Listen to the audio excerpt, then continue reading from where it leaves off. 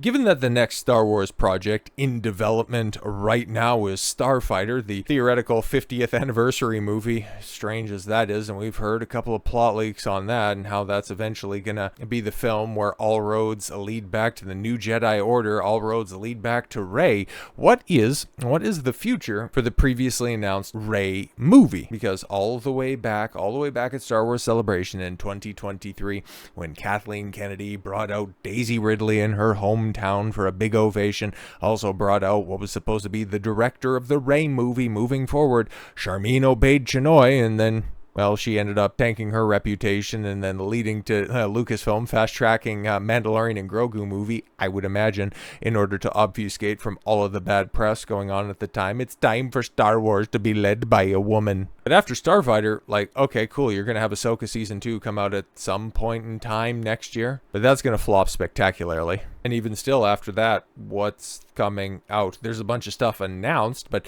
you also have, the Dawn of the Jedi Order movie from James Mangold, but he just signed a massive deal with Paramount, so he's going to be tied up for a little while. Rian Johnson wants to continue to make Knives Out movies until he's dead and in the ground, and that's probably a good place for him. So one would think, if the rumors about Starfighter is true, a Rey movie should theoretically be in the works, but then you get an interview like this or a write-up like this, no mention of a Rey Star Wars movie in a Variety profile on director Sharmeen Obaid-Chinoy. Has the new Jedi Order movie been quietly cancelled? And I would think that is in fact quite the possibility, because there was no mention of the Rey movie at Celebration earlier this year in Japan. Daisy Ridley has been conspicuously absent from anything bearing the Star Wars branding. And so what is the fate of that movie announced all of those years ago? Who knows, man?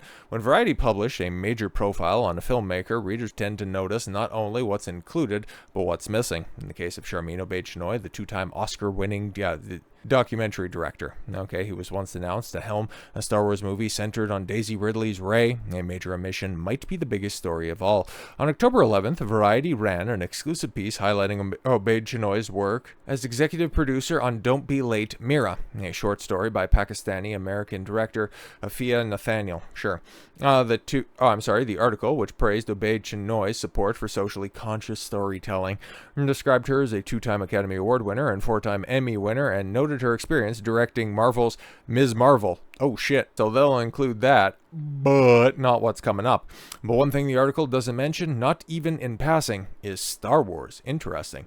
For fans, the long-promised and threatened, I think that's a far more accurate description, Rey sequel, film directed by Obaid-Chinoy, was that silence could speak volumes. In April of 2023, Lucasfilm officially announced that Obaid-Chinoy would direct a theatrical Star Wars film set about 15 years after the rise of Skywalker, centered around Rey. Daisy Ridley would return, now rebuilding the Jedi Order. According to Lucasfilm's own presentation at Star Wars Celebration in London, the film was to be the first in a new line of theatrical stories exploring the future of a galaxy far, far away. But since that time, we got Starfighter, which is set 7 years after the events of the sequel trilogy, and like I said before, with all of the rumors that are out there that Amy Adams' character could potentially be Mara Jade, and the kid that Ryan Gosling is going to be shepherding around is apparently the son of Luke Skywalker, and his end goal is to deliver him to Rey. One would think that while a Rey movie is not totally off the cards, just the one directed by Sharmeen Obaid-Chinoy could be, because maybe, just maybe, okay, and this is a big ask at this point in time, Lucasfilm realizes that potentially a movie centered around Rey could be about the dumbest thing that they could possibly do, because the last time they did that, they lost their ass. But hey, bet you're thinking, okay, Don, that was 2019, and Rise of Skywalker made $1 billion. And I would say, yes, you are correct. That was 6 years ago. Wild to think about. And given the fact we are 6 years in the aftermath, and we are sans any other theatrical release until May of next year, the medium is the message in this case, and the silence, like the absence of the Rey movie, speaks volumes. While leakers and scoopers have said that, Lucasfilm values Rey as the most valuable Star Wars asset that they could possibly put on the screen, even if that's the case, that's a damning indictment, because they don't even think that as a lead herself, she could end up recouping the cost of what they put into a film like Rise of Skywalker, because here we are, even still 6 years later, and we're getting receipts, which really does lean into something I've been saying and many other people have been saying before. Disney will come out, they'll leak a budget to the access media, your Variety, your Deadlines, hell, even your Forbes. They'll go out there and tell you, oh no, this film it definitely cost $180 million, $200 million. And then a year or two later, we end up getting the UK tax receipts because at the end of the day, Disney wants some tax breaks on these very expensive movies. And then we figure out exactly how much these things ultimately cost. What was the line for Multiverse of Madness? Doctor Strange 2 apparently cost, what, $200 million?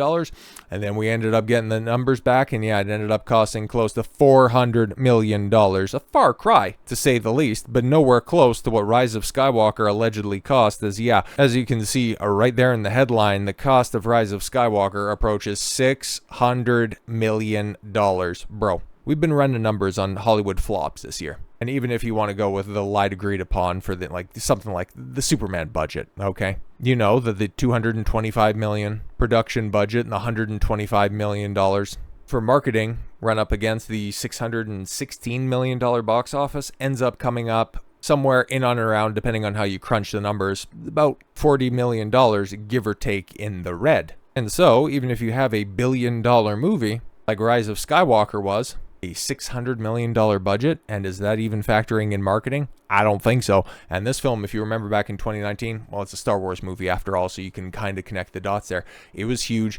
It was everywhere. It was unavoidable. And lo and behold, it creeped over $1 billion, and it lost money. Fucking wild, right? Disney revealed on Monday that the total cost of 2019 Star Wars The Rise of Skywalker came in at $593.7 million, making it the third most expensive movie in history. I beg your pardon? Why?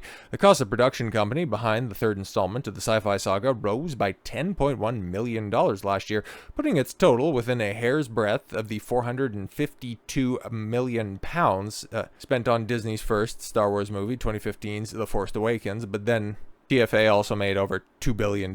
So yeah, that is definitely a case where you spend money to make money. Just a shame about TLJ.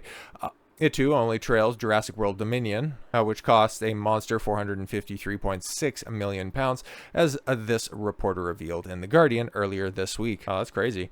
Remarkably, despite the staggering cost, Rise of Skywalker came in under budget. Oh, really? And there's no doubt about that. Like the last three Jurassic World films, Disney's Star Wars trilogy was made in the UK, which shines a spotlight on its cost. The budget of movies made in the United States are usually a closely guarded secret, unless, of course, they're seeking tax benefits and they have to publicly file their papers. And even if those do come to light, in the case of Superman filming in Ohio, you could just be James Gunn and lie about him. No, that $360 million budget that we spent, no, that's not true. It's like, oh, okay, so you're admitting to tax fraud? No, shut up. Like, okay. But yes, studios filming in the UK get a reimbursement of up to 25.5% of the money they spend in the country, provided that at least 10% of the movie's core costs are incurred there.